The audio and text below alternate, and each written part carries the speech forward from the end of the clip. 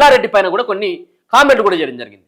పూలమ్మిండు పాలమ్మిండు 1000 ఎకరాలు కబ్జా పెట్టిండు, 1000 ఎకరాలు కబ్జా పెట్టిండు. ఎవరు మరి దీనికి సహకరించింది? ఈ కబ్జాలకు సహకరించినటువంటి వ్యక్తులు ఎవరు? కవితమ్మ మీరు సమాధానం చెప్పాలి. ఈ కబ్జాల వెనుక ఎవరున్నారు? మీ అన్న ఉన్నాడా? మీ నాయన ఉన్నాడా? హరీష్ రావు ఉన్నాడా? సార్ ఇన్ని కబ్జాలు కనబడ్డా ఇప్పుడు ఈ రాష్ట్ర ప్రభుత్వం కూడా ఏం చేయలేనటువంటి స్థితిలోకి వెళ్ళిపోయింది. మల్లారెడ్డిని ఏమన్నా గుంట గుంజుకున్నదా ఇప్పటి వరకు? లేదు. పాలమ్మిన పూలమ్మిన కాదు, మొత్తం దోపకమే, మొత్తం దోచుకున్నాడే.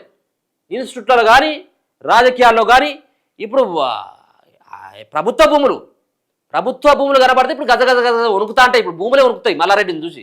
అమ్మ ఈ దుర్మార్గులు మళ్ళీ వచ్చిన మమ్మల్ని కబ్జా పెడతారా అని, రక్షించుర్రా అని చెప్పేసి వారికి నోరుంటే మాత్రం భూమికి ఒర్రు మొత్తుకును వామ మళ్ళీ వచ్చిన నాయన వీళ్ళని. మొత్తం ఎక్కడ చెరువులు మొత్తం ఆగం చేసిండు. మనం వాన వస్తే వర్షం వస్తే సగం వరకు పోయినాయి, మొత్తం కుంట నిండింది మల్లారెడ్డి కాలేజీ మొత్తం అంతా కూడా. ఎందుకు నిండింది? అది వాడు పోయి మొత్తం దానిలో కట్టింది కాబట్టి, కుంటలే కట్టే. 1 ఎకరం 2 ఎకరాలు ఎక్కడిది? మొత్తం హైదరాబాద్ చుట్టూలా 100 ఎకరాలు కబ్జా పెట్టిండు దొంగ.